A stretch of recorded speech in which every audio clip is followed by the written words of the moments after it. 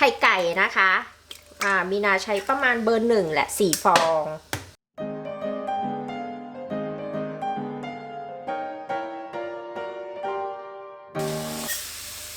น้ำตาลทรายค่ะ1 ถ้วยตวง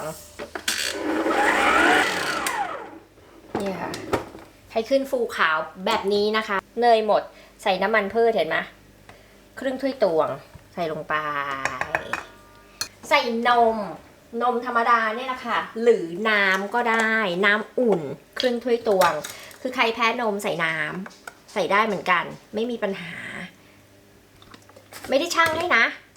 ครึ่งถ้วยตวงเทสาดๆลงไปแบบนี้แหละค่ะไม่มีปัญหาเค้กแครอทเนี่ยนะคะมันเป็นเค้กที่แน่นเพราะมันจะมีเนื้อแครอทอยู่เพราะฉะนั้นมันไม่จำเป็นต้องเน้นเบาฟูผงอบเชยค่ะผงอบเชยเนี่ยมีนาใส่ไปเลยนะ2 ช้อนชา1 ถ้วยตวงนะคะขอใส่แป้งไป2 ถ้วยตวงนะค่อยๆลองตีแป้งก่อนเอาแค่แป้งพอเข้ากันค่ะแป้งเนี่ยเราสามารถใส่ไปได้ถึง2 ถ้วยตวงครึ่งนะคือถ้าใครชอบเค้กเนื้อแน่นใส่ไปเยอะๆถ้าใครชอบเค้กเนื้อเบา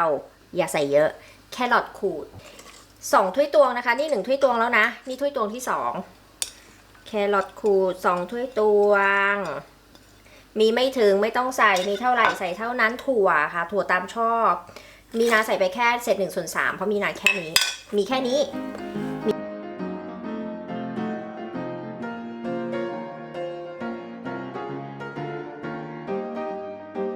เติมแป้งเพิ่มไปอีกครึ่งถ้วยตวงนะคะเสร็จแล้ว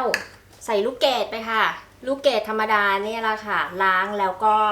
ตากให้เสด็จน้ำนะคะ1 กำมือพอไหม1 กำมือครึ่งลดน้ำตาลลงนะถ้าใครไม่ชอบหวานตัวนี้หวานนะเพราะว่าเพื่อนบ้านมีนาเขาทานหวานค่ะได้แหละเอาเนื้อแบบเนี้ยลืมใส่ผงฟูค่ะในเมื่อเราลืมก็ไม่เป็นไรผงฟูนะคะประมาณ1 ช้อนโต๊ะ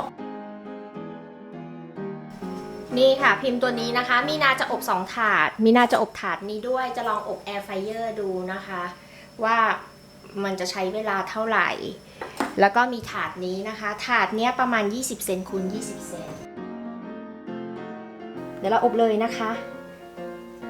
ไฟ170 องศาค่ะไฟบนล่างนะคะ